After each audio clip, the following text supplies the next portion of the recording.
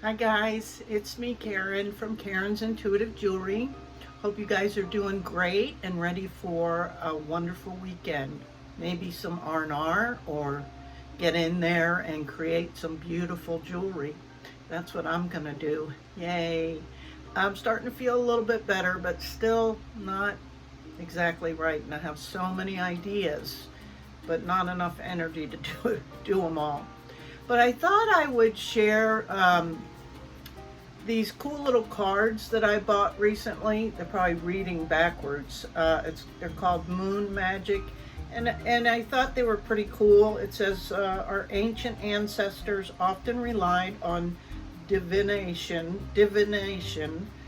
Sorry about that. To gain insight. We too, as modern people, can also benefit from receiving regular messages from the energies.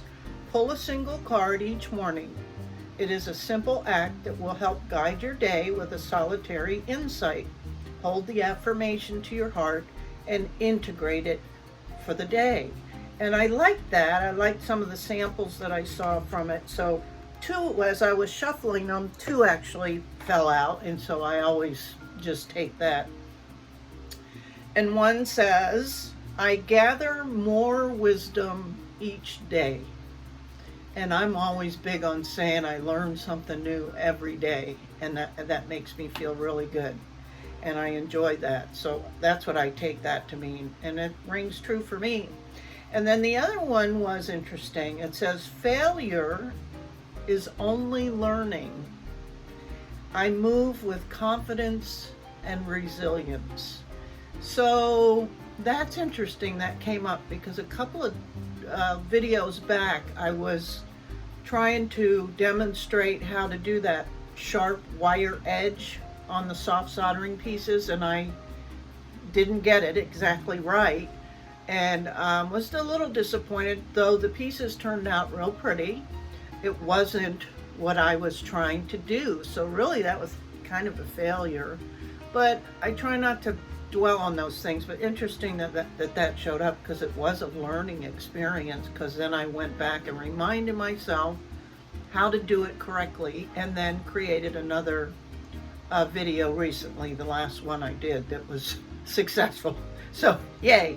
So interesting that those two came up, right? So just something a little different to share with you. And I got those at the recent grand opening a couple of weeks ago for the Enchanted Treasures here in Seminole.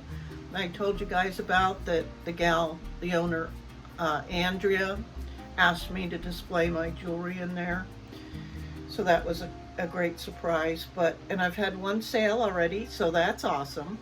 But so today's video is going back a few videos to where I kind of got a message in a dream about upping my game.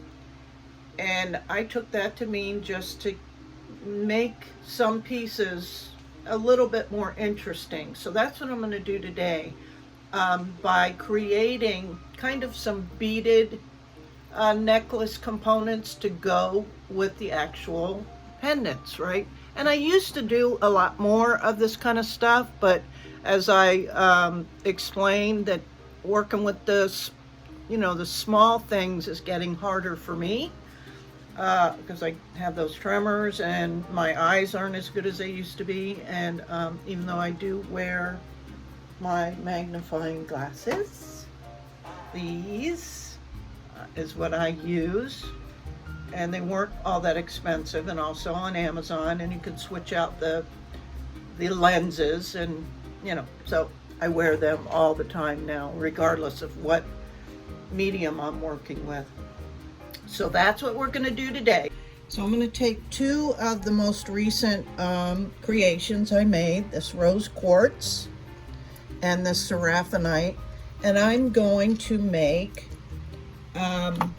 with two different techniques, I'm going to make a necklace chain. This one with rose quartz, different size beads, and some bead caps and spacer beads. That'll be for that one. And I'll be using the beading wire on that flex right, just a 7-strand. And that requires crimping tubes and, you know, that drill. But I'm going to just put that on some stainless steel chain. And then with the seraphonite, I looked in my stash, and I think it was one of the local gemstones I went to last year. The guy was selling these different types of, couldn't remember what they were. And when I got home is when it dawned on me that they were seraphonite. And I think I bought like 7 different style strands that he had, and he was selling the strands literally for $2 a strand. I'll show you the other ones. So he had 4 different strands. He had these smaller little squares, he had the rectangle ones, and then these are a smaller, almost like a rectangle cube. And then he had these big old beads. So $2 a piece, 2, 4, 6, so $8. I got all those beads. So I thought, hey, I could do something cool for this seraphonite. So I chose these rectangular kind of flat ones to do something with. But for these, I'm gonna use just these fold over ends, they're called, and just string this part of it with some spacer beads on just a black cord, and then also attach it to the silver chain. So that's what we're going to be doing today, and we'll see how they turn out. So first up will be the stringing bead wire, and just to give you an idea of how much stash I have, these are all beads and whatnot. These are spacer beads and good gravy, more stainless steel beads, jump rings. These are just a variety of things. You know, over the years you collect so much stuff. It's ridiculous, especially if you ever like go yard sailing or go into the thrift stores. They always have stuff. So there's a little bit of everything in here. Spacer beads, bead caps, all kinds of stuff. Big pieces. And so it's always fun to try and figure out, you know, what I got, because I've got quite a good selection. And then of course here's some of my regular beads, but this is all my rose quartz beads. I got all kinds of sizes, and so I knew I'd have plenty. I even have chips. I thought about maybe doing chips, but sometimes they break easily, so I opted not to do that. So anyway, just get your stash out and see what you can do, because, you know, some of these pendants can, I mean, though they're pretty, they can look a little plain if they're just on a cord, even though that's how the majority of my pieces go into the store, just on the black cords. And I don't make a lot of these kinds of things, but I did make one recently with a sterling silver piece, the ruby zoisite, and I did that's actually was created after I had the dream, and that sold right away. I couldn't believe it. And then 1 or 2 of them that I recently did and took into the shop that had the decorative necklace components, they sold already. So I think the ancestor that showed up in my dream is sharing his wisdom with me. So I'm not going to do it with every piece, but and I'm trying to not use like those micro beads. That was really challenging. So these should be a lot easier to do. So we will get started now. And it's not going to be a full length. I'm just going to show you snippets of everything, okay? So again, for this first project, I'll be using number 2 crimping tubes. After watching a gazillion other tutorials over the last year or so, the tubes seem to hold up better in these projects than just the beads. And then any kind of beading wire, I know a higher strand is always better, but you know, I've used 7-strand for years and years and years and never really had a problem. If they ever broke or came apart, it was usually at the end where the crimp was. So anyway, so that, you'll need a couple pliers, you'll need something to cut your wire, and then the chain, stainless steel chain, and pretty much all this stuff I got on Amazon. Oh, and these cool little bead buddies, they're called. It's just nice to have them. I know, of course, I didn't have them for a long time, and finally I think I saw them at Michael's or something years ago and bought some. Otherwise, I just used, you know, little clips or even just tape or whatever to keep them from falling off the end. You know, we get creative, and when you don't have a lot of money, you make do. So I already kind of laid out the pattern that I want, so I'm going to go ahead and start stringing this on.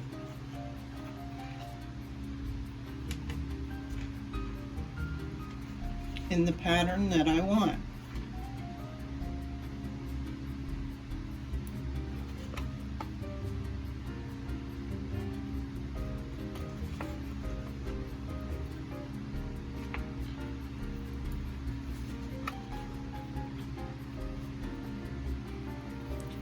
And I'll be back. Oh, and we can't forget our crimping pliers. So the way I do it is I want 18-inch length, then I subtract 6.5 and another 1/2 inch. That'll be your closure, lobster claw, and your jump rings or whatever.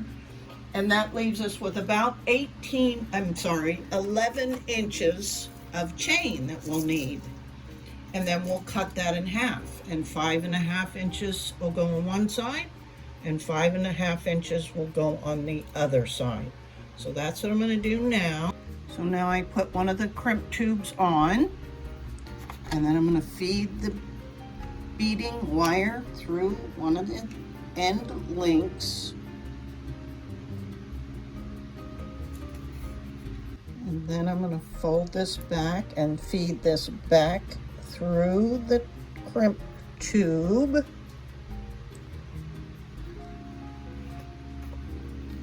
And maybe through this first bead if I can.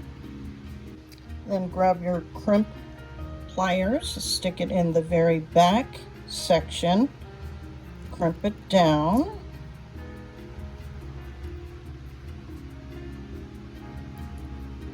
And you see you have this little divot area.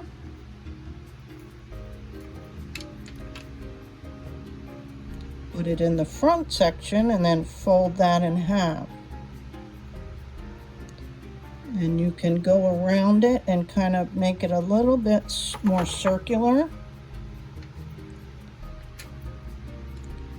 And that's what you end up with. And then we'll cut this end off flush with the bead. Make sure you don't cut the wrong one.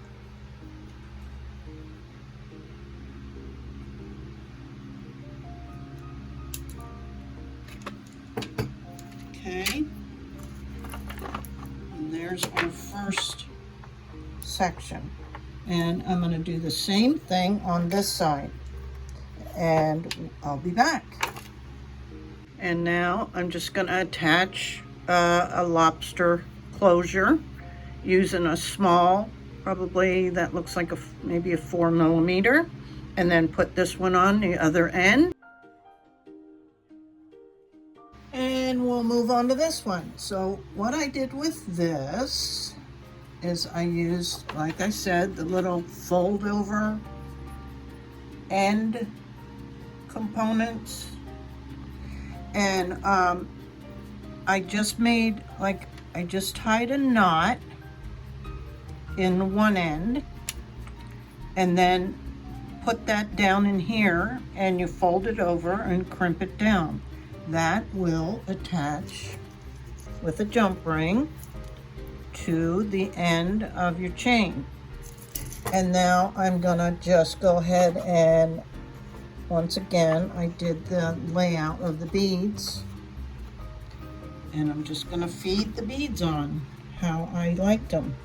You can put a little bit of glue on the end to make this stiffer so it doesn't lose its ability to easily go through your beads. And of course you have to be mindful and have, you know, decent size openings for these to work. So I double checked with these, because a lot of times, like those micro beads, no way would they have gone through, or would have a cord like this fit through those. I did have to use the beading wire.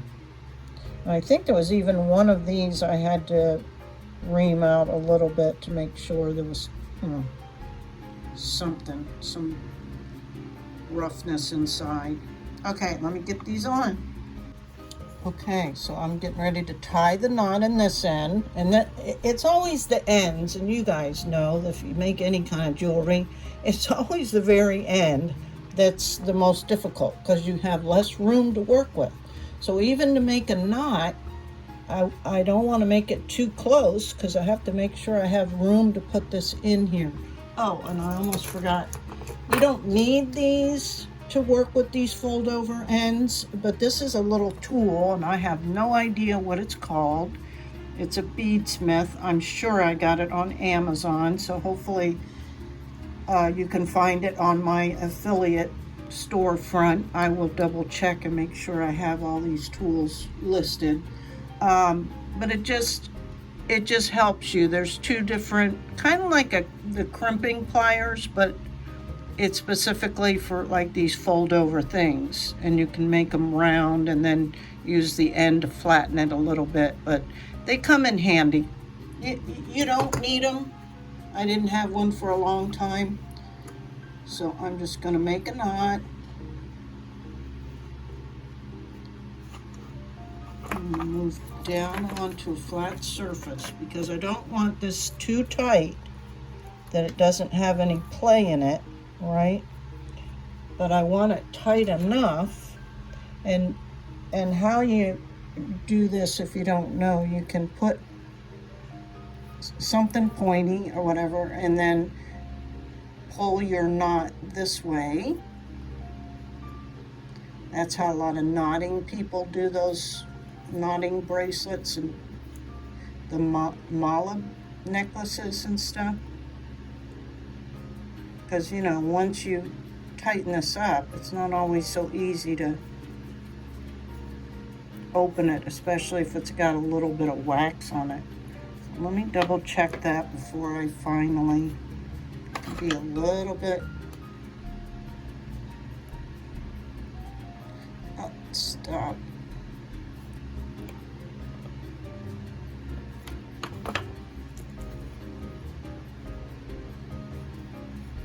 Okay, here's my knot. And I'm gonna cut that off the end.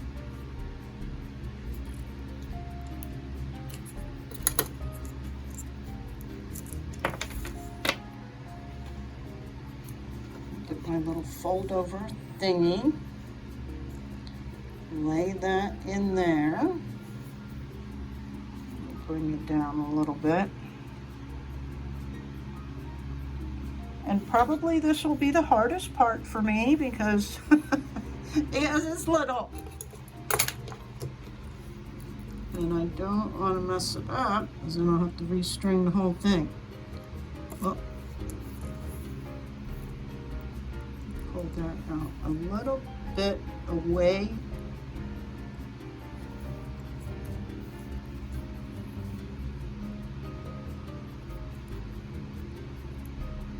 And I guess these are magnetic, because it keeps picking this up. I want to get that laid down in there. Oh, come on. See, you guys, why I don't do this on camera?